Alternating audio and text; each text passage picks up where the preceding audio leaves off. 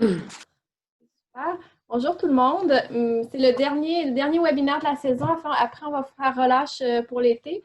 On a une thématique qui est vraiment propice au 30 juin, fin de Provence. On a avec nous Valérie Lelon, qui est responsable communication, marketing et export. Et on a aussi Brice Aymar, qui est avec nous. Il est directeur général pour le Conseil interprofessionnel des vins de Provence. On va inviter tout de suite Valérie à faire un petit mot de bienvenue, puis ensuite Michel va procéder à la formation avec tout le monde. Valérie? Eh bien oui, bonjour à tous. Donc, je suis Valérie Lelon, je travaille pour le Conseil interprofessionnel des vins de Provence. Notre interprofession regroupe les 3 appellations majeures en Provence, les Côtes de Provence, les Coteaux d'Aix en Provence et les Coteaux Varois en Provence. Donc aujourd'hui, on va parler avec vous de ces 3 appellations. On est ravis que vous nous rejoigniez aujourd'hui pour cette formation webinaire menée de main de maître par Michel Bouffard. Michel, je l'ai rencontrée l'année dernière aux Rencontres internationales du Rosé. Elle avait traversé l'Atlantique pour 2 petits jours de ski. Donc j'ai pu mesurer à ce moment-là l'intérêt qu'elle portait au Rosé de Provence. Donc quand A3 Québec nous a proposé cette belle opportunité, et je les en remercie, et qu'on nous a dit que c'était Michel qui allait mener ce séminaire, j'étais sûre que ça allait bien se passer. On sait que vous devez faire face actuellement à une situation qui est complexe, qui est aussi inédite. Et on voulait être là, on voulait être actif pour vous apporter du support sur cette période.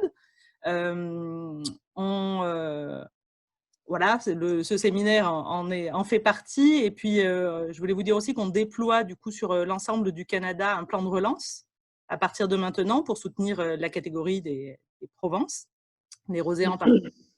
Donc, il intègre ce type de séminaire, mais aussi des rendez-vous virtuels entre des professionnels, les consommateurs, beaucoup de relations presse, d'animation digitale, et puis une action qui est encore à confirmer, mais qui cible les consommateurs. Donc, on espère que justement ces consommateurs seront là et vous suivront, achèteront les rosés de Provence et continueront à faire du bien à cette catégorie qui se porte plutôt bien sur le Québec et le Canada en général. Ensuite, aujourd'hui, le thème aujourd'hui, c'est la région plurielle. Effectivement, nos rosés de Provence, vous le savez, sont pâles, secs, aromatiques. Ça, c'est le socle, mais ils montrent aussi une grande diversité. Et Michel va vous en parler de suite. Elle va vous brosser le portrait de cette région plurielle et puis mener une dégustation en direct pour vous montrer justement cette diversité. Je vous souhaite une bonne formation et je reste derrière l'écran pour répondre à vos questions. Merci beaucoup Valérie. Je voulais remercier tout le monde d'être là et merci Valérie. Je dis toujours lorsqu'on a l'experte avec nous, en fait, c'est pas moi l'experte, c'est Valérie parce qu'elle habite dans la région. Donc évidemment, c'est moi qui va faire la formation. Mais j'ai demandé aussi à Valérie de m'arrêter quelques fois pendant la formation parce que évidemment, il n'y a jamais rien comme quelqu'un qui habite dans la région et qui connaît de fond en comble. Donc il y a toujours des nuances intéressantes à ajouter.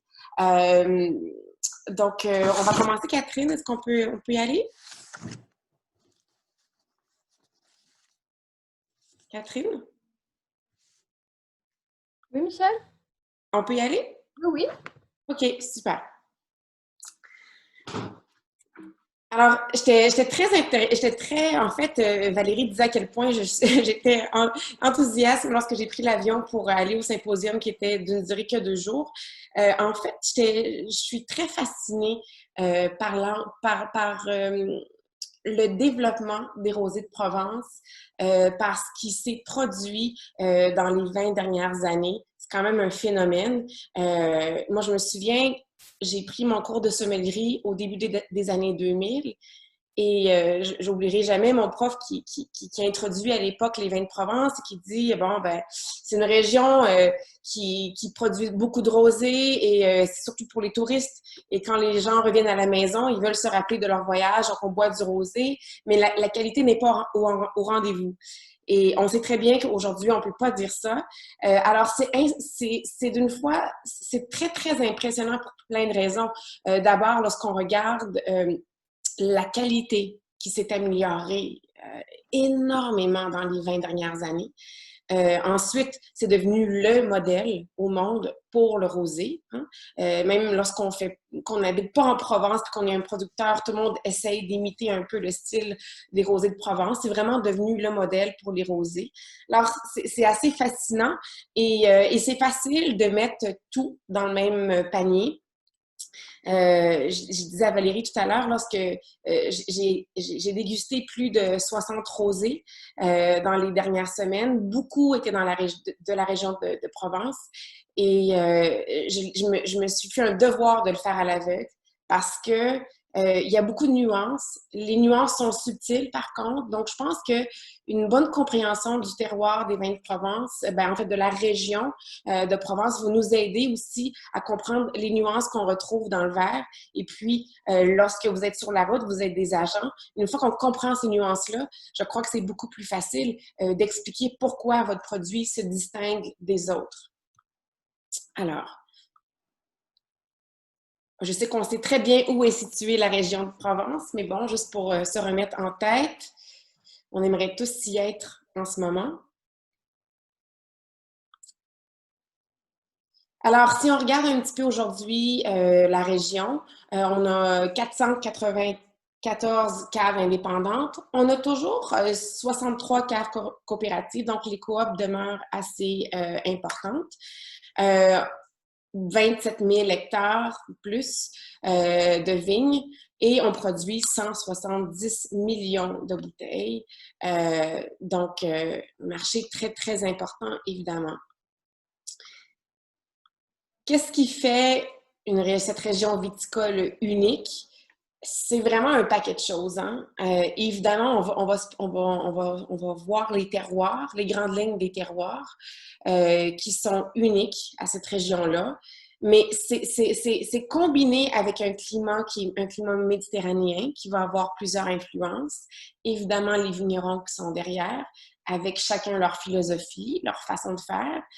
C'est toujours intéressant, comme vous le savez, d'être assise autour d'une table. Lorsque j'ai rencontré Valérie, justement, on était en train de dîner et à la table, il y avait plein de vignerons. Certains étaient issus du même coin de Provence et pourtant, leur rosé côte à côte était différent parce qu'évidemment, ils ont une philosophie différente. Donc, ça aussi, ça va jouer sur le vin et le savoir-faire qui s'est extrêmement développé.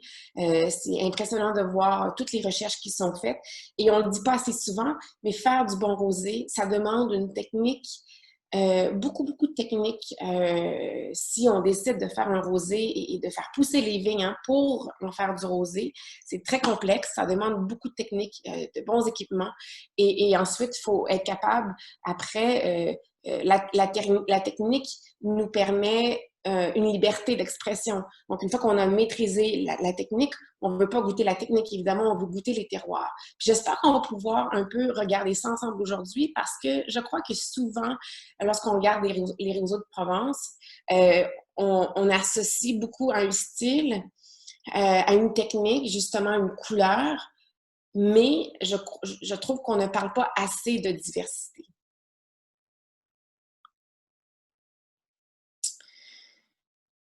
Alors, je vais dire pourquoi la qualité s'est nettement améliorée. Premièrement, lorsqu'on fait du rosé, vous le savez, il y a des régions viticoles dans le monde qui font du rosé et le rosé devient un deuxième produit. C'est-à-dire que peut-être que cette année, les vignes n'ont pas bien mûri, les raisins n'ont pas bien mûri, donc on va faire du rosé. Parfois, on va faire du rosé pour concentrer un rouge. Hein, ça va être un vin de saignée, on le concentre, mais finalement, ce qu'on veut faire, c'est améliorer la qualité d'un rouge, puis on va faire du rosé avec ça. En Provence, lorsqu'on fait du rosé, on veut faire du rosé. Donc, du début à la fin, de la vigne à la bouteille, tout est conçu pour faire le meilleur rosé. Donc, ça fait une grosse différence lorsque déjà ta viticulture, elle est planifiée en conséquence de faire du rosé. On a fait énormément d'investissements dans le vignoble et la cave. Il y avait un moment donné où Hein, la technologie commençait à être un petit peu plus désuète. Donc, on a investi énormément dans les caves. Évidemment, le système de refroidissement est très important. Hein, lorsqu'on vinifie dans une région aussi chaude, avec un climat méditerranéen, et qu'on veut vinifier, par exemple, on veut fermenter autour de 15 degrés Celsius, c'est certain que le système de refroidissement va être très, très important. Et tout ça fait en sorte qu'évidemment, on avait toujours la qualité s'est grandement améliorée. C'est même un modèle. Et évidemment, on a les aménagements touristiques. Donc, on a le monde entier qui rêve d'aller passer un été en Provence et découvre justement la qualité de ces vins et ensuite deviennent un peu des porte-paroles partout dans le monde pour la grandeur de ces rosés. Et lorsque je suis allée l'an passé, j'étais vraiment impressionnée par tout ce que le Centre de recherche d'expérimentation sur le rosé, en fait, tout ce qu'ils font en temps de recherche sur la qualité, la vinification. On va parler de changement climatique tout à l'heure. Donc, il y a beaucoup, beaucoup de choses à regarder et je serais restée là pendant des semaines juste à écouter toutes les recherches, le résultat des recherches qui étaient faites. Donc, tout ça ensemble fait en sorte qu'aujourd'hui, on se retrouve dans une région qui est synonyme de qualité et de référence pour le rosé. Alors, le terroir. Alors, la particularité du terroir, lorsqu'on parle du climat, c'est très ensoleillé. Hein? Donc, c'est 2800 heures de soleil, donc très, très ensoleillé. Par contre, le climat va varier selon où on est. On connaît le Mistral qui arrive du Rhône et qui arrive jusqu'en Provence. Donc, évidemment, le Mistral joue un rôle important sur l'assainissement des vignes, donc joue un rôle important contre les maladies, évidemment. Ensuite, il va y avoir deux climats. Il va y avoir beaucoup de microclimats, mais en général, ce qui va jouer, c'est si on est plus sur les terres près de la mer, hein, en basse altitude, on va avoir moins d'amplitude thermique. Donc, on va avoir moins d'amplitude thermique. Ensuite, lorsque vous allez plus à l'intérieur des terres, souvent être sur les coteaux, les coteaux, les bas de coteaux qui font exposition sud, qui vont être protégés par les vents, mais ça va être important. On va souvent avoir l'altitude, donc on va avoir des vignes qui vont être plantées jusqu'à 400 mètres d'altitude.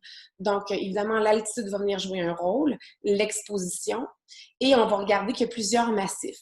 Donc, parfois, les massifs, par exemple, si on se retrouve ici dans le coin de Brignoles, par exemple, on aura des massifs qui nous protègent à la fois de l'influence maritime, mais qui nous protègent aussi des vents plus frais du nord. Donc, on est à la fois en altitude, on est plus à l'intérieur des terres, ce qui fait qu'on aura aussi beaucoup plus d'amplitude thermique.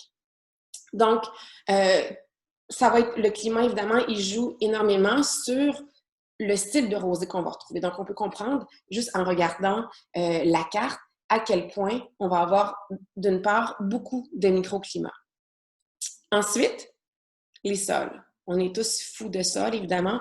C'est plus difficile à expliquer parfois aux consommateurs, mais nous, en comprenant quel type de sol, on peut aussi comprendre l'influence derrière le style des vins. Il y a deux grosses... et puis, évidemment, si vous allez ensuite sur le site Internet des vins de Provence, et je le recommande fortement, vous allez pouvoir vous perdre à vraiment regarder en détail toutes les nuances des terroirs de la région. Mais en gros, on le divise en deux types de sols. Donc, on aura les sols calcaires, argilo-calcaires, et on aura près des côtes, donc les terres qui se retrouvent plus près des côtes. On a un massif cristallin, on a du schiste d'origine éruptive. Donc, on aura ces deux types de sols, hein, vraiment argilo-calcaire et le schiste.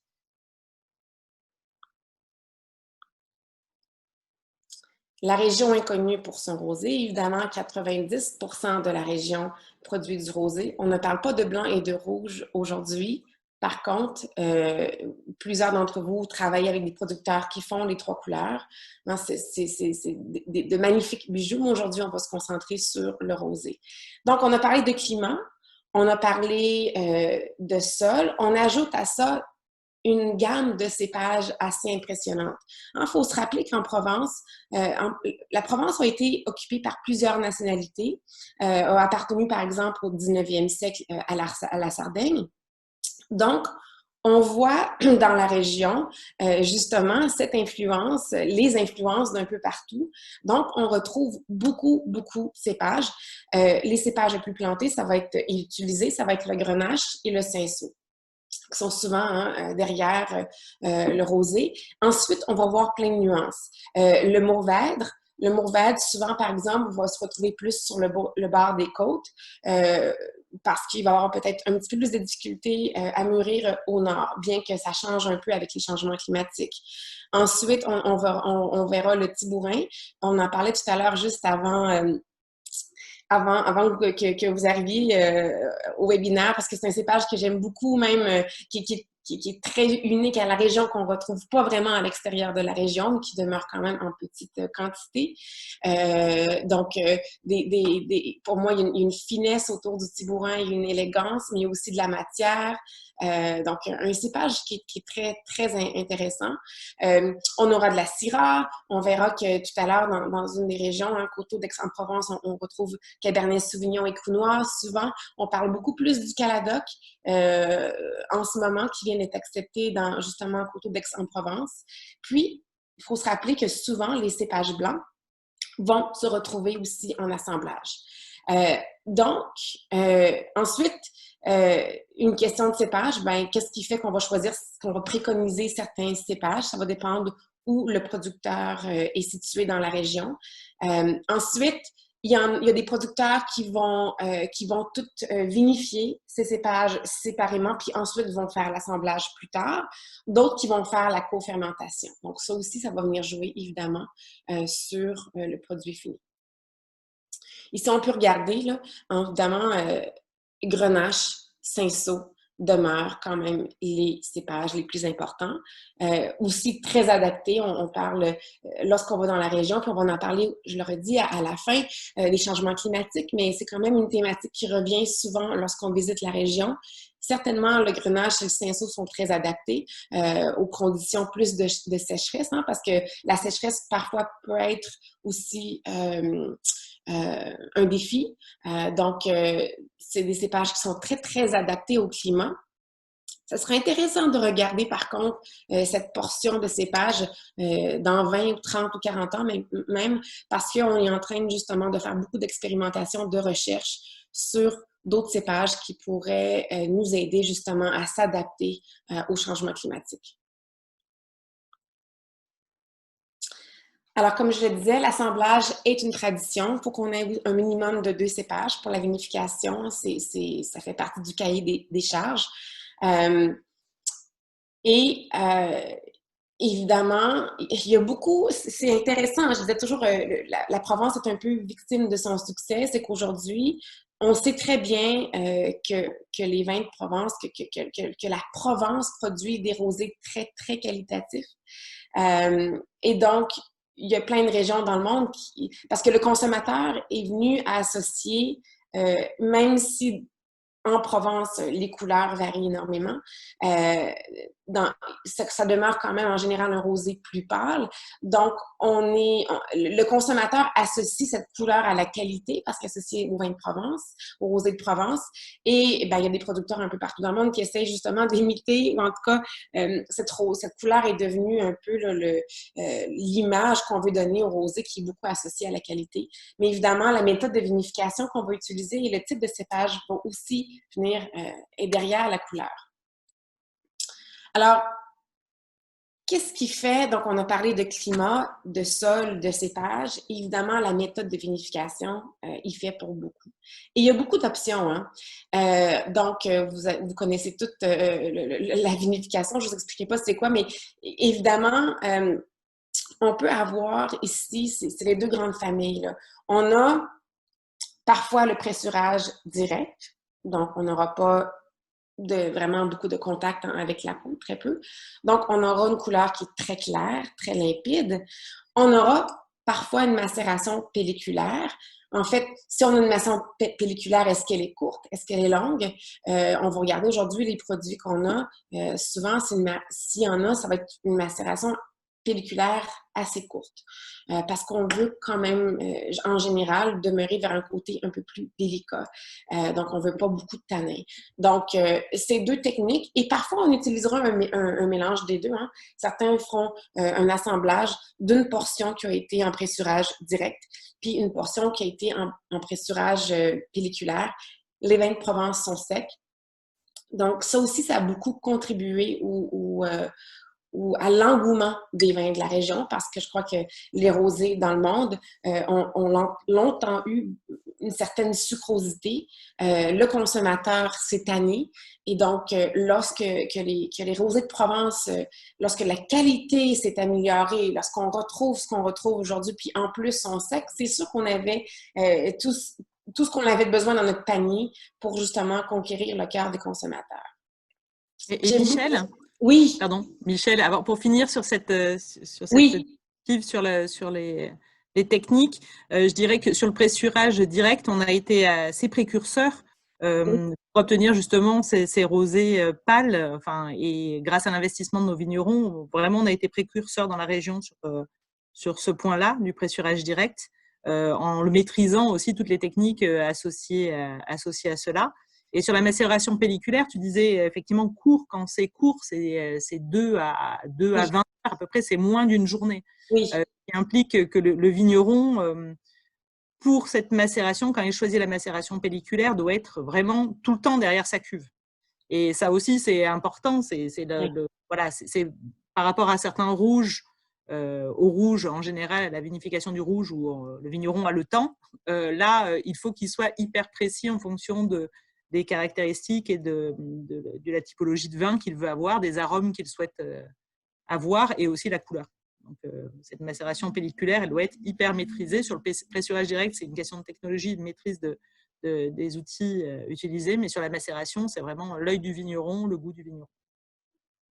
Merci Valérie. Puis en fait, je suis toujours fascinée lorsque tu parles à un vigneron qui fait du rosé dans la région. On comprend à quel point c'est vraiment une technique, hein, qu'il faut maîtriser. Tout le monde le dit, c'est très difficile de faire du bon rosé. Puis on l'oublie en fait.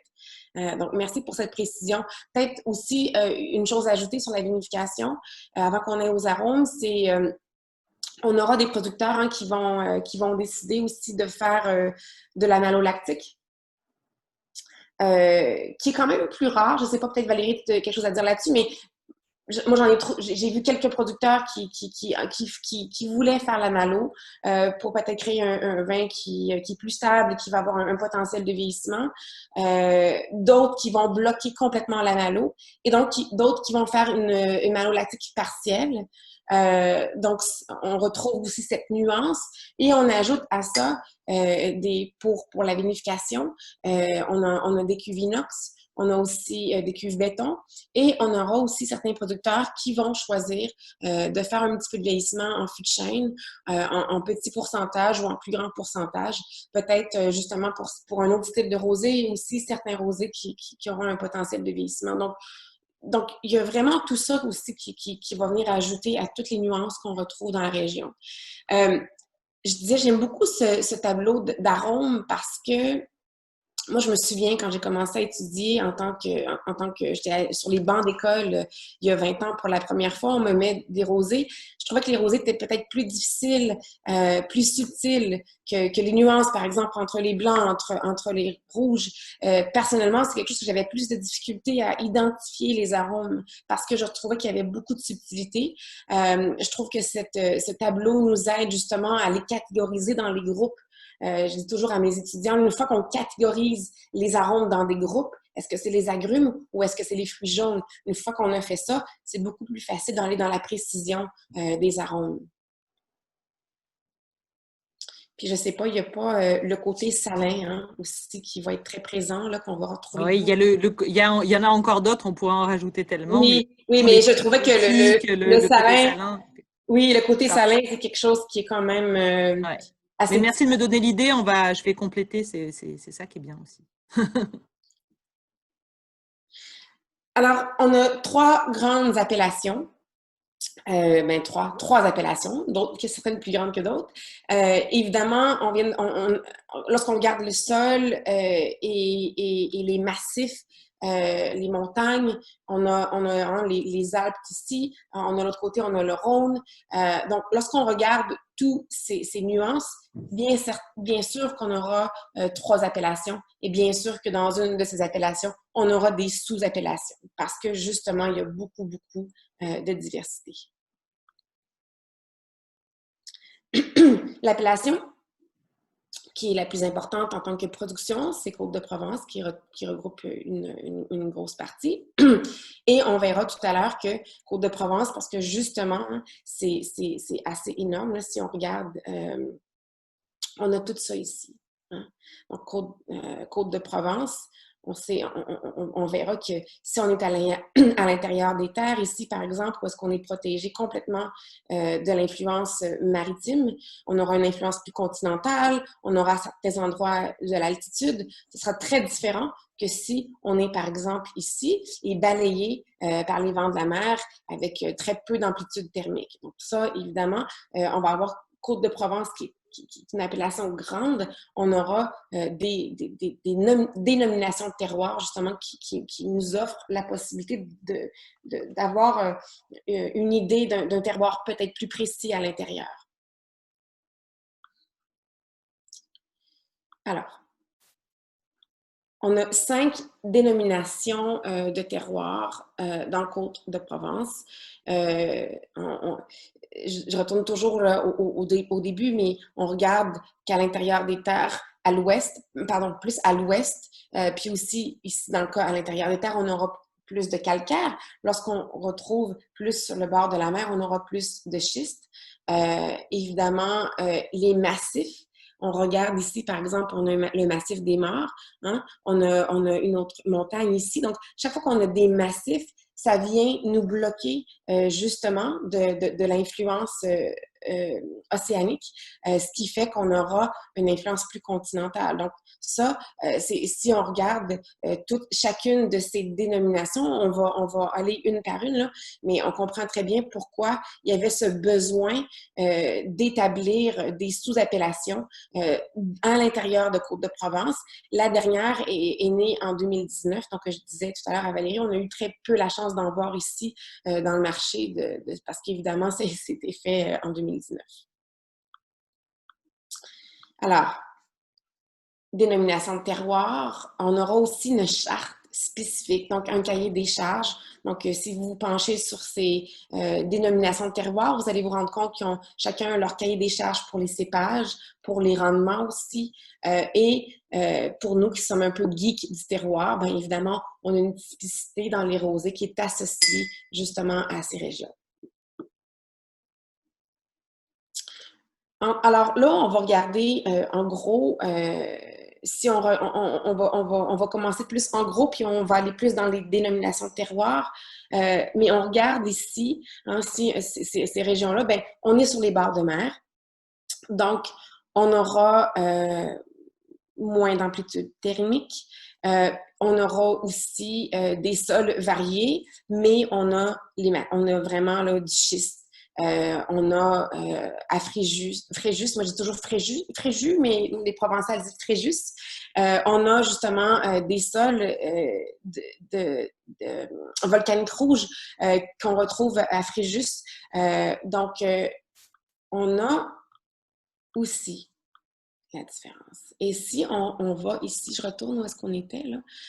Ah, donc, la Londe, voici. OK.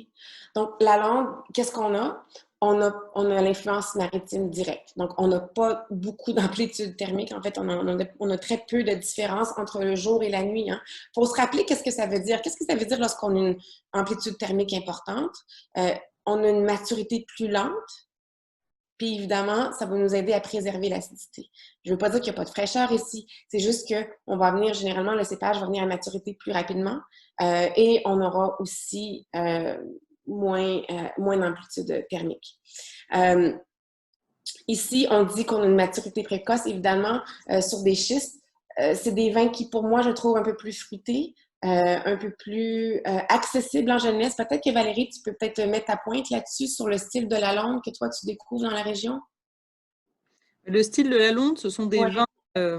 Tu peux cliquer encore un coup pour la diapo, parce qu'il y a une petite animation qui montre Ah, pardon. voilà, l'attaque sur la fraîcheur. Hop, non, il faut que tu reviennes. Oui. Voilà, la Londe. Oui, la Londe, c'est un terroir très particulier et avec ce qui est intéressant, c'est les vignerons sur ce secteur qui travaillent ensemble depuis des années. Une dénomination de terroir, c'est aussi, il y a bien sûr tous les facteurs climatiques, le sol, le climat, tout ça, mais il y a aussi et ça c'est important pour avoir accès au nom, à la dénomination de terroir, c'est qu'il faut que les vignerons travaillent ensemble et une même façon de vinifier, de cultiver, etc. Et donc, on retrouve effectivement sur cette zone-là une typicité effectivement qui est beaucoup sur la fraîcheur, l'élégance, effectivement une persistance sur le gras. Les cuvées qui sont en Côte de Provence, la Londe, accompagnent des plats tout en finesse. Voilà, ce sont des vins voilà, qui accompagnent des plats tout en finesse, voilà, notamment sur des Saint-Jacques, les fruits de mer, tous les produits de la mer. On retrouve la corrélation, bien évidemment, avec la localisation géographique. Voilà. Il y a encore plein de choses à dire, mais… Merci, merci. Fréjus. Fréjus, en fait, ici, on voit, on parle de Tibourin. On a vu tout à l'heure, je ne sais pas si vous vous souvenez, mais lorsqu'on regardait le rond qui nous montrait le pourcentage de cépages, le Tibourin que moi j'aime beaucoup, mais qui est au fait juste 1% des vignes plantées, donc très peu. Mais ici, à Fréjus, on retrouve quand même plus de Tibourin. On a vraiment ces sols, en fait, d'origine volcanique aussi à Fréjus. On a vraiment une exposition maritime. On a un petit peu plus d'exposition, un petit peu plus de précipitation. Ici, on peut aller jusqu'à 800-850 mm de pluie par année. Et on a ici le fruit jaune qui est vraiment lié au Tibourin. On a un petit peu plus de gras aussi. Alors, Valérie, moi, j'aime bien quand tu ajoutes ta touche sur Fréjus. Oui, sur les vins issus de ce terroir sont vraiment des vins de repas, comme on le retrouvera aussi après pour Pierrefeu, mais voilà, c'est pas des vins, ces cuvées spécifiquement en Côte de Provence-Fréjus, ce sont des vins qui vont accompagner un plat assez structuré, pas spécialement pour l'apéritif tout seul, sauf si on aime vraiment ce type de vin, mais voilà, ce sont effectivement ce côté mielé qui est apporté par le Tibourin, ça va plutôt s'accorder avec des plats. Merci. Oups. Alors, on retrouve ici le terroir de Notre-Dame-des-Anges et on va aller plus spécifiquement aux dénominations de terroir. Voyons, la difficulté Tout à l'heure, Michel vous montrait sur la carte en fait qu'il y a deux grands socles géologiques.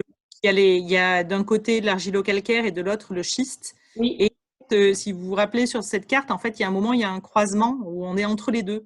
Oui. Et effectivement, ce terroir où il y a actuellement Notre-Dame-des-Anges et Pierrefeu, c'est une ancienne vallée d'érosion dans laquelle on retrouve ce mélange de sols entre l'érosion et puis des sols qui se sont aussi qui sont tombés des tours. Donc on va retrouver du schiste, du calcaire sous différentes formes plus ou moins dégradées, avec des sables, avec du caillou, un peu de tout. Voilà. Mais avec après je te laisse continuer, Michel. Merci.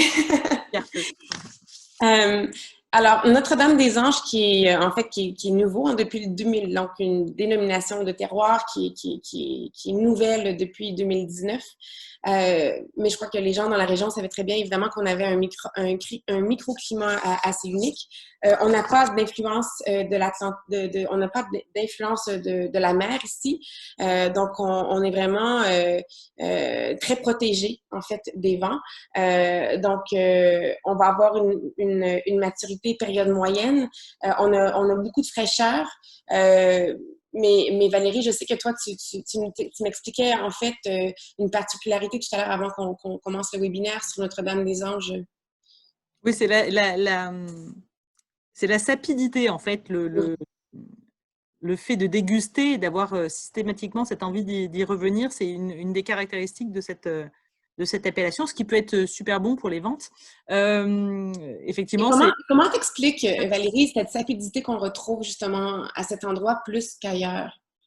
Alors, je suis pas assez technicienne pour l'expliquer, mais c'est dans l'assemblage et puis effectivement la fraîcheur de ce terroir. Les sols, c'est l'ensemble hein, qui est mélangé. J'aurais pas à expliquer d'où ça vient exactement, mais c'est une des caractéristiques qu'on retrouve à la dégustation, enfin en tout cas une caractéristique commune sur les vins dégustés de cette appellation-là. Après, c'est ça, sur ces dénominations, ce sont des dégustations qui sont organisées pendant plusieurs années hein, pour retrouver, de trouver la typicité de chacun de ces secteurs, de chacun de ces terroirs. Et une des caractéristiques, c'est ça, en dégustant les vins de ce secteur-là, peut-être plus qu'ailleurs. Et je veux juste faire une parenthèse sur ce que tu viens de dire, parce que tu disais que c'est organisé sur plusieurs années. Moi, je me souviens quand je suis allée dans la région il y a 2 ans, la première soirée, quand je suis arrivée, on était dans une salle où il y avait beaucoup, beaucoup de vins, et justement, qui étaient catégorisés par appellation et dénomination de terroir. Et c'est très subtil, hein, parce que vraiment, je demande à Valérie, parce qu'une fois que tu y habites, évidemment, tu as eu beaucoup de pratiques, mais on voit les nuances, mais on les comprend lorsqu'on les compare. Lorsqu'on a la chance, justement, d'avoir tous ces verres devant nous, exactement. On prend les nuances, mais on n'a pas la chance d'avoir ça très souvent. Et je me souviens aussi, il y avait un séminaire qui avait été organisé lorsque j'étais là, que moi, j'y assistais. On parlait justement, est-ce qu'on peut vraiment dire dans le verre, justement, avec derrière les cépages, une fois qu'on a laissé le cépage derrière et la vinification, la différence entre les 6 terroirs. Et oui, mais ça prend des années, je crois, avant de comprendre. Et c'est ça la beauté de la chose, hein? C'est très, très subtil. Mais c'est subtil, mais je donnerai un exemple. L'année dernière, j'ai participé à une journée du rosé à la Maison des Vins, Côte de Provence. Et en fait, les vins étaient classés, étaient mis à la disposition des consommateurs qui venaient là pour déguster. Il y avait 30 vins différents. Et un jeune consommateur qui n'avait vraiment pas l'habitude, qui n'avait aucune expertise, m'a demandé de lui faire déguster plusieurs vins. Donc, j'ai commencé par un terroir en particulier. Il a dégusté, il a beaucoup aimé. Ensuite, je lui ai fait déguster des vins de tous les autres terroirs. Et à chaque fois, il me disait, ah ben non, je préfère le premier. Et pour finir la dégustation, je suis allée choisir un vin issu du même terroir que le tout premier. Et je lui ai fait déguster. Et là, il m'a dit, ah, j'aime autant que le premier. Mais sans savoir que c'était du premier terroir, parce que je ne lui expliquais pas ça au fur et à mesure. Et donc, même pour un néophyte, en fait, nos goûts individuels, on arrive à les retrouver quand même sans le savoir. Je trouvais que c'est un bon exemple parce que vraiment, il n'y connaissait rien. Et il a été content, quand il a fini la dégustation, de pouvoir se dire, en fait, j'aime les vins de ce terroir-là en particulier. C'est quelque chose qui lui parle peut-être pour plusieurs raisons, mais effectivement, c'est en dégustant plusieurs. C'est vraiment en dégustant plusieurs. Suite de terroirs différents qu'il a pu se faire son idée. Oui. Et puis tout à l'heure, je disais quand je faisais la dégustation à l'aveugle il y a quelques semaines de plusieurs rosés de Provence, justement, je les ai fait à l'aveugle et c'est drôle parce que je ne vous dirais pas quelle dénomination je préfère, mais j'ai quand même une affection pour l'altitude et les sols calcaires. Et en fait, à l'aveugle, ça a quand même ressorti des rosés que je trouvais très élégants et sur la fraîcheur, donc c'est intéressant, très intéressant. Alors, Pierrefeu, ici, en fait, on arrive avec une dénomination de terroir qui a à la fois l'influence continentale et l'influence maritime. Donc, on aura ici aussi des sols parfois, on a à la fois des sols sablo-argilaux, on a aussi le schiste. Donc, c'est ça que tu dis, hein, Valérie, on retrouve vraiment les 2 types de grandes familles de terroirs ici à Pierrefeu aussi. Exactement. Ouais. Plus ce qu'apporte la mer, en fait, hein, parce que du coup, l'influence maritime rentre sur ces terroirs et est bloquée par les collines qui sont tout autour.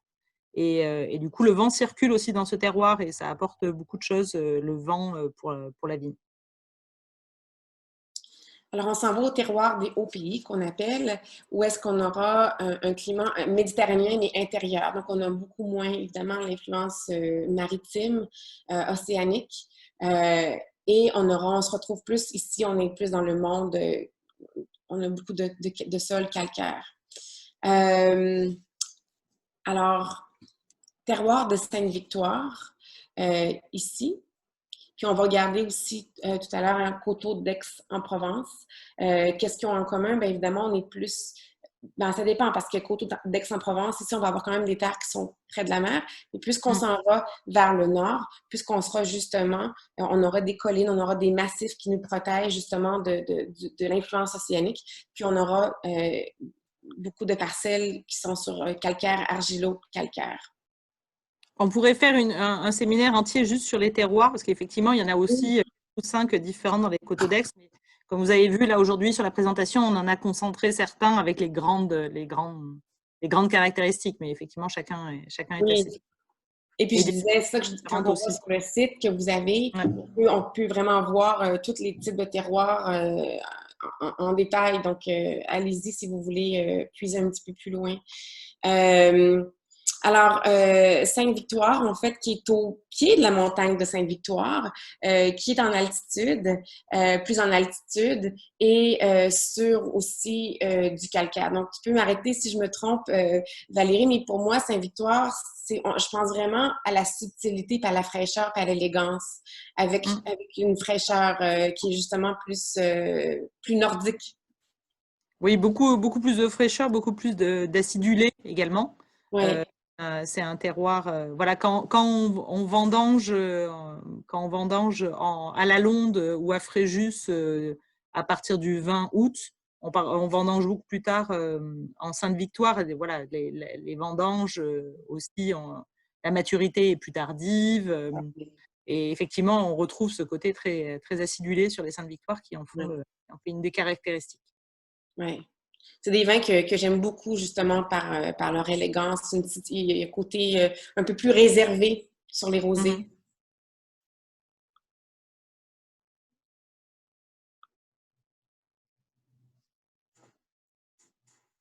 Je vais juste voir, désolée, parce que là, je vais juste retourner. On n'a comme pas le... Je trouve que c'était quand même important de parler de coteaux de Provence, coteaux d'Aix-en-Provence.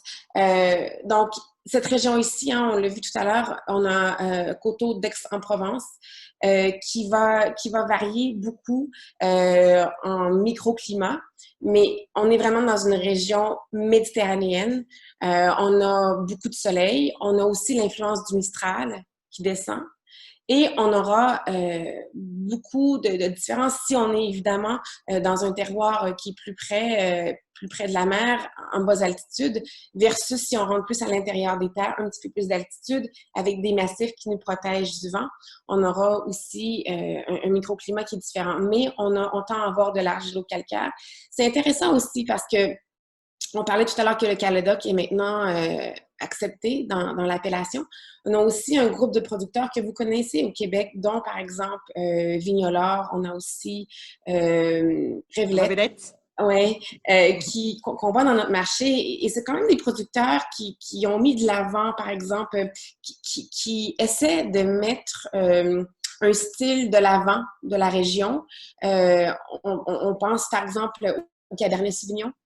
Dans les assemblages, on parle aussi de la counoise, par exemple, le Caladoc qui devient de plus en plus important. Puis j'en profite peut-être pour parler sur le potentiel de garde du rosé. Parce que on ne parle pas assez souvent, justement, du potentiel de garde. Et justement, quand je suis allée dans la région l'an passé, on a servi plusieurs rosés. Aujourd'hui, si on retrouve à la SAQ, en ce moment, on a le 2019, mais si quelqu'un voit un 2017, on dit « Ah, ben c'est un rosé qui ne s'est pas vendu, il est plus bon. » Il y a beaucoup de mythes autour de ça. Et il y a des rosés qui ont un potentiel de vieillissement, qui deviennent très, très, très intéressants en vieillissant, qui justement amènent une autre complexité, d'autres expressions complètement. Et bon, justement, on va parler de Château Vignolard, mais lorsqu'on ajoute, par exemple, dans l'assemblage, les cépages qu'on va choisir vont jouer pour beaucoup. Donc, évidemment, lorsqu'on a du Cabernet Sauvignon, par exemple, entre autres, peut nous aider à avoir ce potentiel de garde. Aussi, qu'on n'a pas parlé tout à l'heure, mais le coteau varois, que j'aime beaucoup aussi, qui est protégé par 2 massifs, un au nord et un au sud. Et les massifs font en sorte qu'on est protégé des vents trop frais du nord, mais on est aussi protégé des vents de la mer. Donc, ça nous crée un microclimat qui est en altitude. On peut planter jusqu'à 400 mètres. Et Valérie disait que parfois, on vendange plus tard. Il y a des producteurs juste au nord de Brignoles ici qui peuvent vendanger jusqu'en novembre. Donc, c'est quand même assez tardif. Donc, on va avoir une maturité beaucoup plus tardive. Encore là, on est vraiment au centre aussi des sols argilo-calcaires, donc on a beaucoup de fraîcheur. Encore là, on retrouve une subtilité puis une élégance. Je sais pas moi, je trouve le coteau varois me fait un petit peu penser justement à Saint-Victoire. Est-ce que j'ai raison de me tromper là-dessus, Valérie? Ou je trouve qu'il y a quand même beaucoup de ressemblances, non?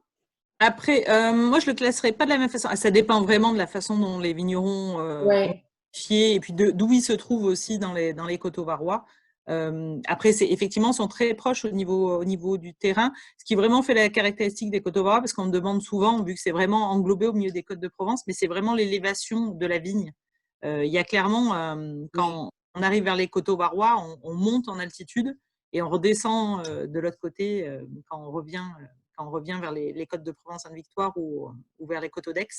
Donc, c'est ça qui fait leur caractéristique, la fraîcheur, le fait que ça soit effectivement, c'est un climat semi-continental, donc avec des hivers très froids pour la Provence et des étés très, très chauds. Donc, il y a peut-être plus d'amplitude thermique sur ce terroir-là qu'il y en a sur les Sainte-Victoire. Donc, il y a quand même une typicité un peu différente. Après, on est sur de l'argilo-calcaire aussi. Mais vraiment, le Sainte-Victoire, avec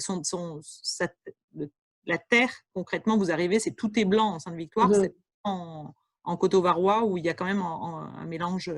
Un mélange des deux. On est vraiment sur le calcaire en Sainte-Victoire. Merci. Alors, la gastronomie, je pense que c'est ce qui est excitant, en fait. Je pense que pendant longtemps, on associait à rosé, vin simple. On pensait pas à des vins de gastronomie du tout. Et au crédit des sommeliers, on a mis beaucoup ça de l'avant, je trouve, en tout cas à Montréal et un peu partout dans les grands restaurants du monde, ce qui aide aussi à initier le consommateur à dire, OK, le rosé, oui, ça se prend en apéro, mais il y a aussi sa place à la table. Et là, on va vraiment...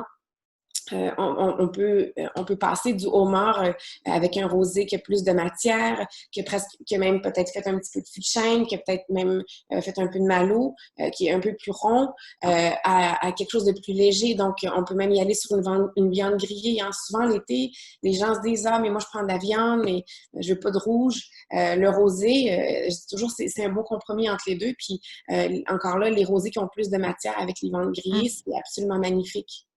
Bah, typiquement, les Côtes de Provence, Fréjus ou Pierrefeu, des vins des rosés de caractère ou des coteaux d'Aix, tu parlais tout à l'heure de Château-Vignola, tous ces domaines qui sont un peu plus au nord de l'appellation coteaux d'Aix. Voilà, il y a sur de la viande grillée, effectivement, il y a de belles associations à faire. On n'a pas pu tout mettre, mais sur tout ce qui est nourriture asiatique aussi. Oui, j'allais y aller, oui. Indienne. Je te laisse y aller alors.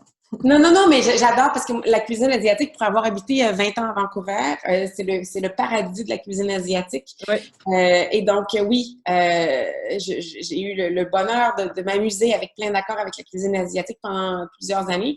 Et effectivement, le rosé, je trouve que vraiment, peut-être pour la même raison, on dit toujours que le rosé peut accompagner l'aïoli qui est quand même assez puissant comme arôme, mais avec toutes les épices qu'on retrouve et tous les arômes, la gamme d'arômes qu'on retrouve dans les mets asiatiques, je pense à la cuisine indienne en particulier, tout le côté aussi umami qu'on retrouve dans la cuisine chinoise avec le rosé, on fait vraiment des accords très, très intéressant. Mm. Oui. On pourrait en parler longtemps. C'est ça. Je parlerais de nourriture toute la journée. Je ne m'en lasse pas. Une des choses qui m'a vraiment impressionnée lorsque je suis allée visiter, c'est la recherche. Toute la recherche qui est faite derrière et tout cet engagement envers l'environnement aussi. On pense pas juste à la viticulture bio ou à la viticulture durable, mais aussi on est très, très conscient de la problématique des changements climatiques. Évidemment, hein, souvent on dit les changements climatiques, qu'est-ce que ça va affecter? Ça affecte les régions d'une façon différente, mais évidemment, si on pense au rosé ou on pense à un vin qui est tout en fraîcheur, on pense à rosé, on pense pas lourd, hein, on pense léger, on pense fraîcheur, on pense évidemment, on se dit comment ces vins vont arriver à, à survivre au changement climatique. Donc, il y a beaucoup de recherches. Hein. Je lisais mes notes justement hier du symposium. Quand je suis allée, il y a eu beaucoup de séminaires autour de ça. On disait par exemple le porte-greffe. Il donnait un exemple. On a en France 31 porte-greffes, mais à l'heure actuelle, on en a à peu près juste 5 qui sont utilisés. Donc, on fait de la recherche non seulement sur le type de cépage, peut-être qu'on devrait mettre de l'avant en peut-être développant de nouveaux cépages en faisant des croisements, mais aussi au porte-greffe qui est très important. Donc, on est en train de faire beaucoup de recherches là-dessus. Toute la frigorie, hein, faut pas oublier qu'évidemment, c'est dans une région assez chaude et puis qu'on veut, on veut refroidir. Bien évidemment, il va falloir utiliser plus d'énergie s'il fait plus chaud. Donc, ils regardent vraiment tout ça. Ça, c'est absolument... ouais, j'y retournerai pour passer du temps avec eux juste là-dessus. Et aussi, impressionnant quand même, on regarde le pourcentage en viticulture bio, 19%. Donc, c'est le plus élevé en France. Donc, très, très important. Et le plan collectif, qui est une transition vers le HVE, haute valeur environnementale. Donc, ils ont lancé un plan collectif pour justement que la région passe en haute valeur environnementale. Donc, les objectifs qui sont assez élevés, assez inspirants aussi. C'est la voie du futur. Et donc, on a mis sur pied ce plan pour justement avoir plus de producteurs qui sont en haute valeur. Une certification que j'aime beaucoup parce que c'est pas juste de regarder si on est en bio ou pas, c'est vraiment de regarder tout l'écosystème, l'environnement. Donc, c'est une certification que personnellement, j'aime beaucoup. C'est l'avenir hein, pour l'agriculture. Moi aussi, je crois. Et c'est quelque chose qui est inspirant lorsque je vois que justement, les vins de Provence ont mis ça au cœur de leurs valeurs. Le succès international, vous le savez, hein, j'ai pas besoin de vous le dire. Je le dis, je suis en train d'étudier, je suis en train de faire mon Master of Wine, donc je suis dans les livres à la journée longue encore. Et j'étudie beaucoup le phénomène des milléniaux. Je vous en parle à chaque fois parce que c'est quand même, ils représentent un grand pourcentage des consommateurs en ce moment, 42%. Et donc, si on regarde une des raisons pourquoi le rosé est devenu populaire, oui, il y a sa qualité qui est beaucoup plus grande que jamais, mais il y a aussi que, si on regarde dans les plus vieilles générations, il y avait tout un décorum autour du vin. Hein, c'était quelque chose qui était... oui, il y avait un décorum à la table, les gens étaient intimidés par le vin. Le rosé a vraiment aussi cette image d'être facile à boire, d'être accessible. On peut le boire en jeunesse. Hein? Un Bordeaux, il faut attendre 20 ans. Le rosé, même s'il y en a qui se gardent, on peut le boire maintenant. Donc, c'est beaucoup associé justement à l'instant présent, #YOLO. Hein?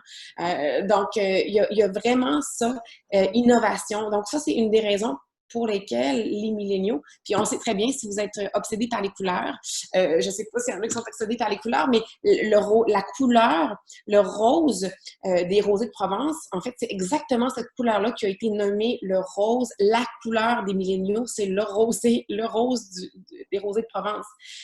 Donc, ça, c'est fascinant. Vous pouvez aller chercher sur l'Internet là-dessus. Tous les designers partout dans le monde. Il y a beaucoup dans la peinture, dans la mode, dans les parfums, dans les bouteilles. On a vraiment mis cette couleur rose de l'avant parce qu'on sait qu'on l'a nommé la couleur des milléniaux. Donc, on met tout ça ensemble, bien, on a un succès qui est absolument incroyable. Donc, cet art de vivre et la spontanéité qui est très, très importante. Et ce qui est important par rapport aux milléniaux, c'est qu'ils nous apprécient au plus jeune âge. Donc, on en fait aussi les consommateurs de demain. C'est certain, absolument, parce que c'est eux qui vont être, oui, c'est très, très important. Puis il y a aussi, j'allais dire quelque chose, j'ai complètement oublié. Ah, puis je retourne vers la haute valeur environnementale. Les milléniaux sont très, très concernés par l'environnement. Hein. Exactement. C'est prouvé qu'ils sont... Alors, c'est intéressant de voir parce qu'on dit toujours, les rosés de Provence, c'est quand même un prix. Hein? On ne parle pas de 20 à 10 ou à 12 en tout cas dans notre marché canadien. Donc, c'est intéressant aussi de voir que ces vins-là sont très populaires avec les milléniaux parce qu'on dit souvent « Ah, les milléniaux ne sont pas prêts à payer ». En fait, le contraire. C'est prouvé qu'ils sont prêts à payer quelques dollars de plus pour de la qualité.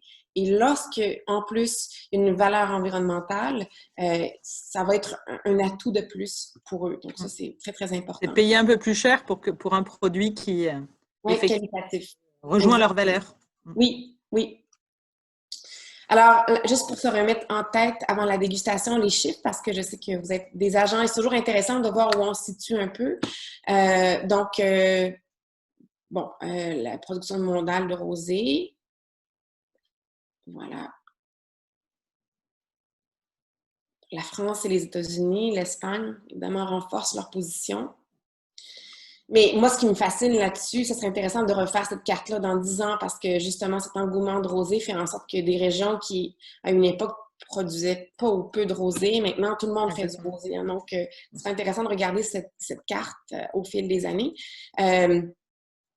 Donc, la production mondiale, France, USA, États-Unis, Espagne. Donc, ça, c'est les pays les plus importants. Ça, c'est fascinant. La couleur du rosé puis l'influence. Regardez, quand je vous disais qu'ils font beaucoup de recherches, c'est le centre de rosé, c'est fascinant. Regardez la couleur en 2013, la proportion des couleurs, puis regardez aujourd'hui. Wow! C'est vraiment un phénomène d'étude. C'est impressionnant, impressionnant. En 5 ans, l'influence vers le sec et peu sucré a vraiment pris de l'ampleur. Oui. On est tellement concurrencé que ça vient appuyer ce qu'on constate par ailleurs par rapport à nos concurrents. Oui. Oui, non, tout le monde veut imiter le Provence, hein, c'est assez fascinant. La production par taux de sucre, ça aussi, en 5 ans, ça a changé, donc c'est intéressant aussi. Si vous regardez, on se rend compte évidemment que les rosés à moins de 4 grammes ont passé de 16% à 20%. Oups! Et ça rejoint aussi la demande du consommateur hein, qui cherche moins de sucre, qui fait plus attention aussi à ce qu'il consomme. Puis ça aussi, je crois que c'est fascinant parce que la Provence avait quand même beaucoup de travail pour en arriver où est-ce qu'on en est parce que le rosé avait tellement, on voyait la couleur puis on l'associait au sucre. On associait à quelque chose qui n'était pas très qualitatif. Donc, c'est aussi pour ça que c'est intéressant et fascinant de voir à quel point les ventes ont augmenté en si peu de temps. Et qui consomme le rosé? La France, quand même, est numéro 1. Les États-Unis, l'Allemagne et le Royaume-Uni est juste derrière. Et les Français consomment plus de rosé qu'ils n'en produisent. Oui, c'est ça. D'en importer. En France, c'est une bouteille sur 3 qui est de rosé. Oui, c'est ça que je disais, c'est impressionnant quand même. Une bouteille sur 3, oui. Je crois que même les Français, ils ne savent pas qu'ils en consomment autant. Mais c'est vrai parce que même quand on visite, n'importe quel, tu sais, des fois, tu vas prendre ton café dans un petit café, puis ils ont quelques verres de vin au verre, c'est pas un bar à vin, puis on aura toujours du rosé de Provence. Mhm. Toujours. C'est vrai. C'est... ouais. La consommation de rosé, ça aussi, c'est impressionnant. Regardez, on est passé en 2002 à 8,4 %, en 2018 à 11,2 % et cette croissance continue. Donc ça, c'est aussi un phénomène, une croissance au total de 40 % depuis 2002, c'est exceptionnel. Alors, l'échange mondial, ce qui est intéressant, c'est qui exporte plus et qui importe plus. Donc, ça aussi, c'est intéressant. Le Canada, on fait notre part, mais on est à 2 %.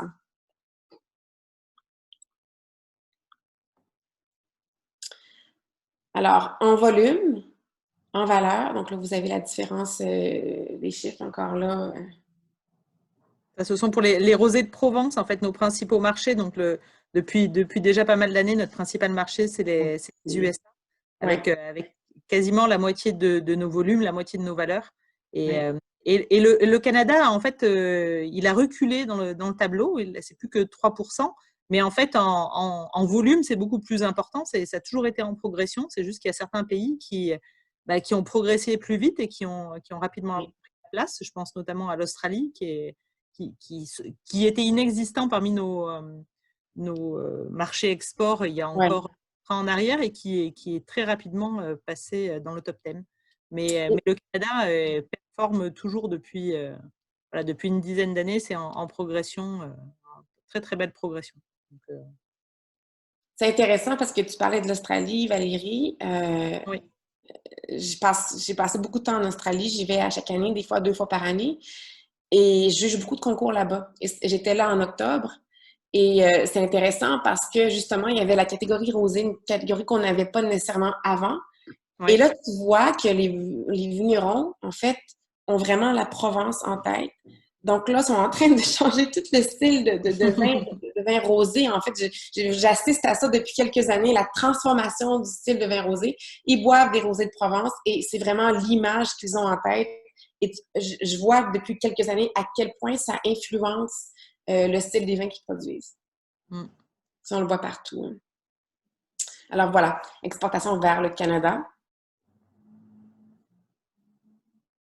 Alors, il y a une petite baisse, entre 2018 et 2019, mais ça s'est expliqué parce qu'il y a eu énormément de référencements sur l'année 2018 et je pense qu'il y a eu un rééquilibre là sur l'année 2019, mais on est là sur le début d'année 2020, alors que c'est une année bien sûr compliquée pour tout le monde. C'est un des pays qui est en positif et je crois qu'on a comme plus 4 % sur ce début d'année, alors que tous les autres marchés sont en chute pas énorme, mais sont en chute. Et le marché canadien, lui, est un des marchés qui reste positif, donc on vous remercie. Voilà, on a beaucoup discuté aussi avec les monopoles l'année dernière, encore cette année, notamment j'ai eu l'occasion de discuter avec le LCBO au mois de février. Ils étaient toujours dans l'optique de nous positionner en premium, de conserver cette catégorie, de la chouchouter. Donc après, aussi à nous, en tant que CIVP, l'interprofession, de venir aider en promotion derrière et de soutenir le marché qui est un marché important pour nous. Effectivement, plus 76% ces 5 dernières années. Donc c'est un marché incontournable. Ça va être aussi intéressant de voir les chiffres après la pandémie. Parce qu'on regarde à quel point la pandémie influence aussi la vente de certains styles de vin. Donc, ça va être intéressant de regarder ça. Ouais. Et nous, on fera un point effectivement à la fin de la saison estivale pour l'ensemble de nos marchés, pour voir ce qui s'est passé. Et puis, je mets toujours les chiffres SAQ pour vous donner une idée, parce que vous le demandez. Alors, voilà, on a...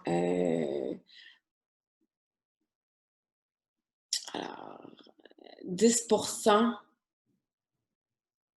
d'augmentation. Ça, c'est... Catherine, rappelle-moi. La première section, c'est en caisse de 9 litres. Oui. Ça, on a 10% d'augmentation en caisse de 9 litres. L'autre, c'est en dollars.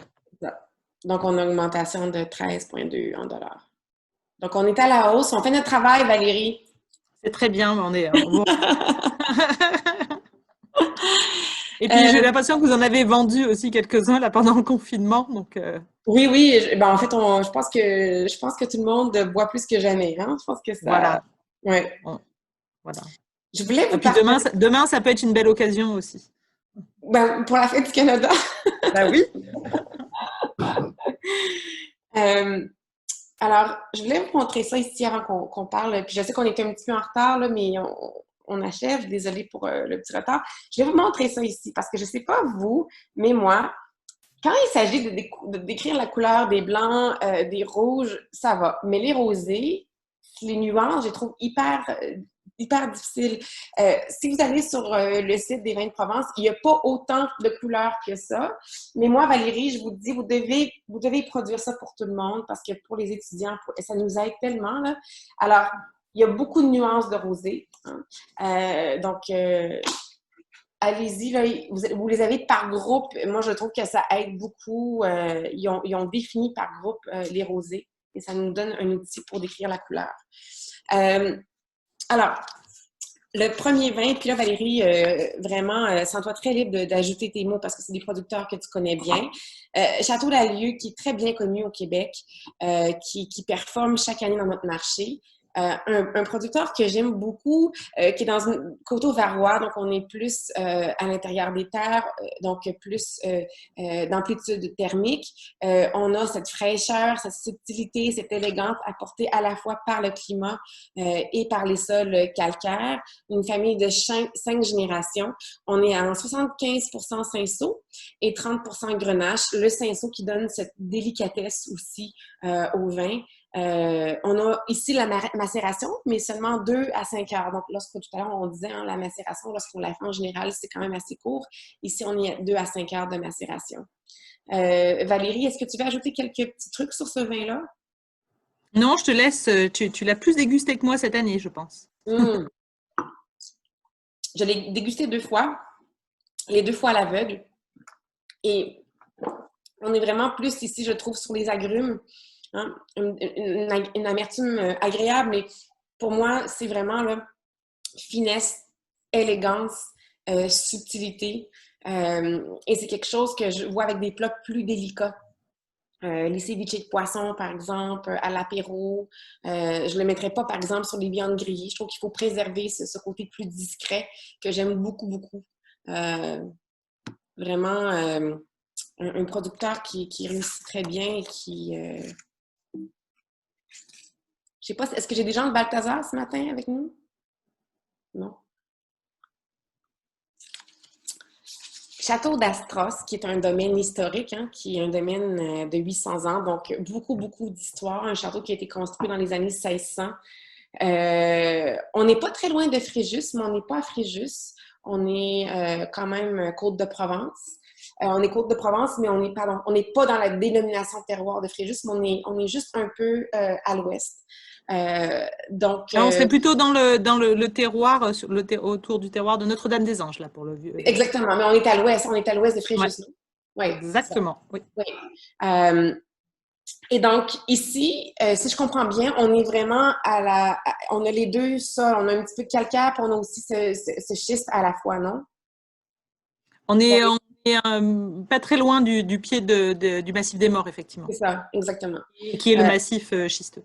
Oui, donc on bloque aussi un peu plus cette influence maritime. Ici, on a 40% de grenache, 30% de syrah, 15% de carignan et le reste en cinceau. Intéressant de l'avoir juste à côté du Château Lalieu parce qu'on a beaucoup plus de matière sur ce vin-là. On a vraiment là, on a un vin qui est beaucoup plus ample, plus de matière, plus de puissance. Puis on commence à être plus sur le fruit jaune, je trouve, la prune jaune, le zeste d'orange, puis l'amertume en finale qui nous ramène à l'ordre un peu. Moi, je trouve que ce vin-là, vraiment, là, on peut y aller avec les bouillabaisse, on peut y aller avec l'aioli, on peut aller avec un plat indien, on peut y aller aussi avec une viande grillée. On retrouve vraiment plus de matière dans ce vin-là. Si vraiment, je vous dis, là, je sais que ce matin, il y en a qui n'ont pas les vins, mais je sais qu'il y en a beaucoup d'entre vous qui vont les acheter après.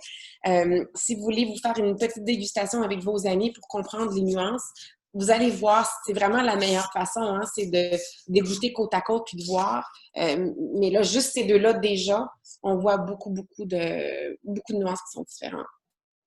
Ensuite, on s'en va au prochain. Où est-ce qu'on est? Coteaux d'Aix-en-Provence. Donc là, on s'en va à l'ouest. Désolée, quelqu'un qui sonne à ma porte, je ne répondrai pas. On s'en va complètement à l'ouest. Mais on est plus aux limites nordiques, si vous voulez, du côté d'Aix-en-Provence. Donc, on est plus en altitude, on n'est pas au sud. On a 40 hectares de vignes ici qui sont en bio. On a 50% grenache et on a un quart de syrah, un quart de syrah, un quart de cinsault. Et en fait, où est-ce qu'ils sont situés? Sont vraiment sur les coteaux. Donc, des coteaux escarpés ces coteaux-là, en fait, sur les flancs de coteaux qui nous protègent des vents du nord, mais aussi qui nous protègent, on n'a pas du tout d'influence maritime. Donc, on aura une amplitude thermique très importante, donc une maturité plus lente. Ici, on est en pressurage direct. Donc,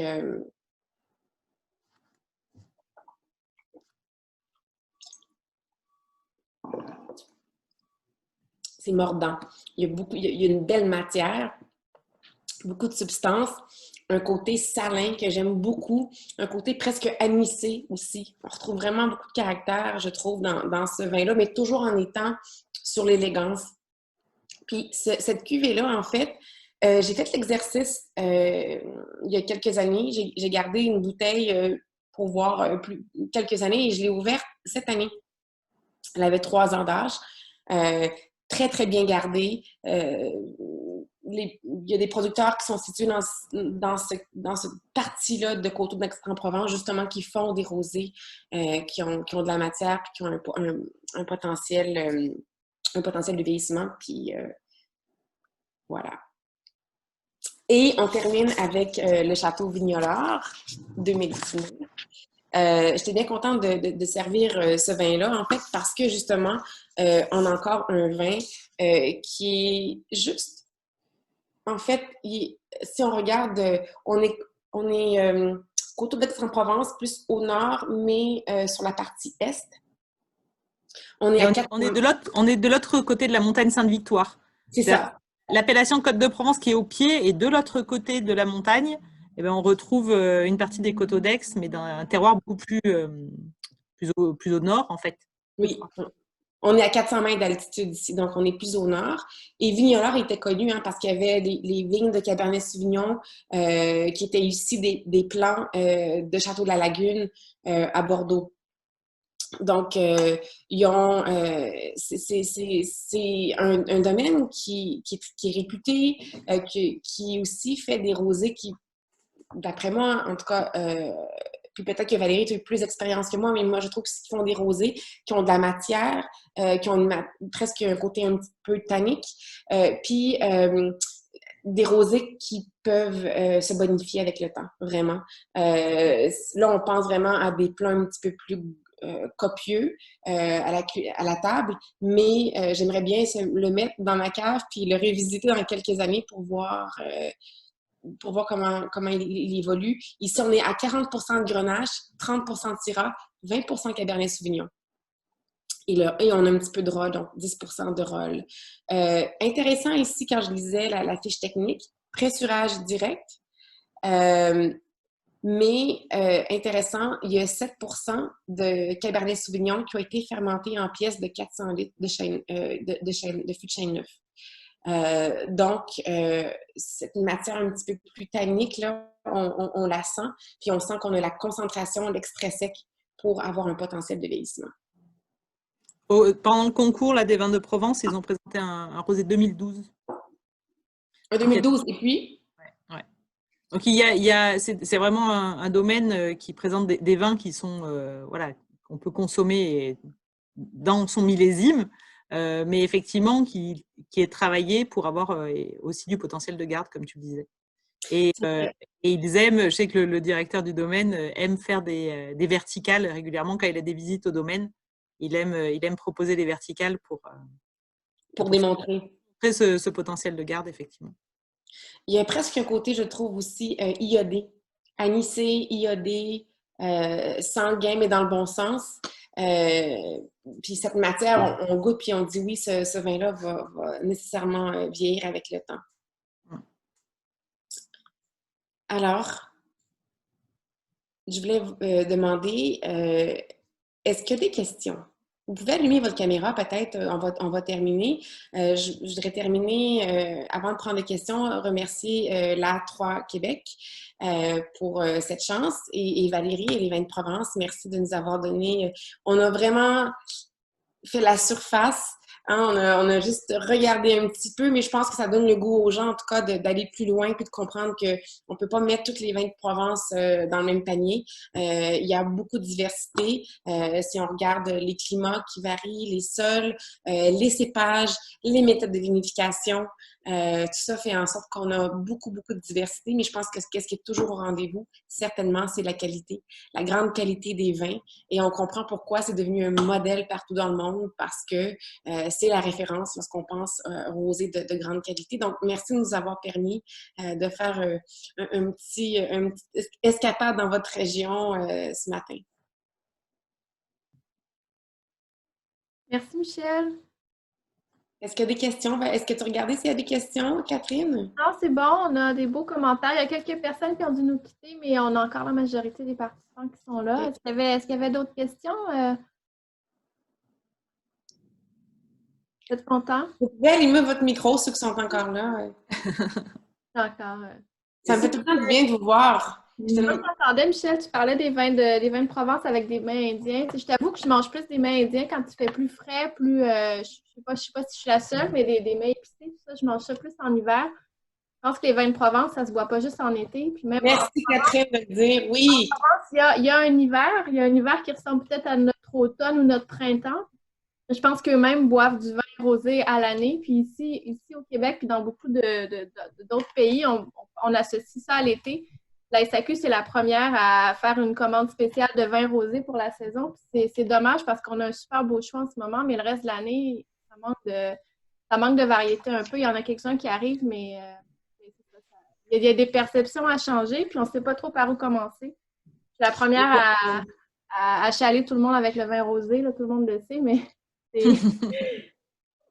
c'est difficile. On y travaille en communication et il y a quelques années, mais ça prend du temps de convaincre et puis de changer les états d'esprit parfois. Mais avec tous ces jeunes qui suivent aussi beaucoup les réseaux sociaux et on communique, on a aussi posté beaucoup de photos l'hiver dernier, justement avec des jeunes en train de consommer du rosé dans la neige, au chalet. Voilà, donc on travaille là-dessus, on travaille aussi avec la SAQ pour essayer effectivement avoir plus de diversité et disponible à l'automne, en hiver. Voilà, ce sont des discussions, ça fait partie de nos discussions annuelles. Mais je pense que ça aussi, ça passe beaucoup par souvent les consommateurs, ils vont être influencés par évidemment ce que les journalistes écrivent, mais aussi ce que les sommeliers servent dans la restauration.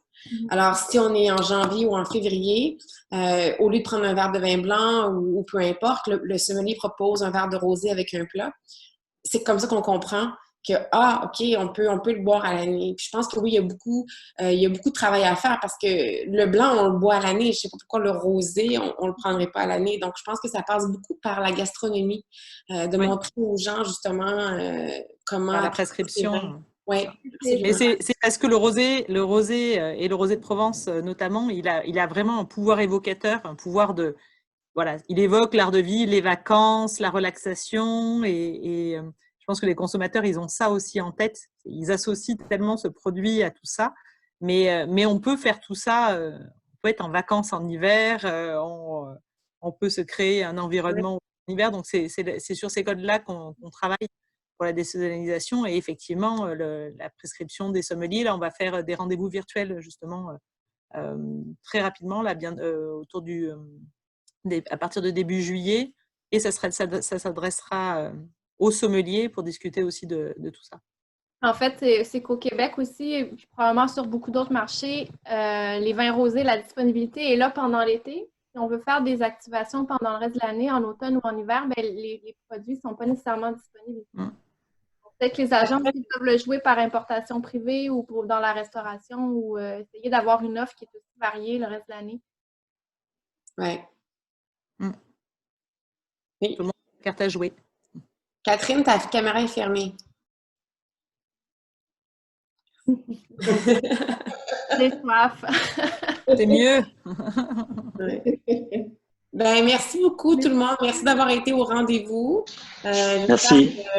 J'espère que ça va vous donner le goût de communiquer et d'investiguer toutes les nuances qu'on retrouve à Provence jusqu'à temps qu'on ait la chance nous-mêmes d'y aller lorsque les avions seront de retour.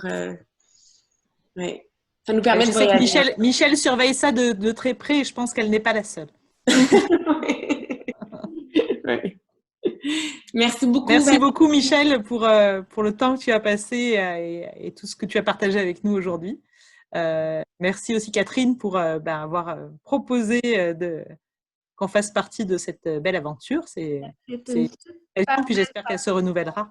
C'est une très belle façon quand même de terminer la saison avec une thématique. N'est-ce pas? Vraiment, oui. Malgré le fait qu'on veut désaisonnaliser le rosé, je pense que le 30 juin, c'était quand même une date intéressante pour offrir ça.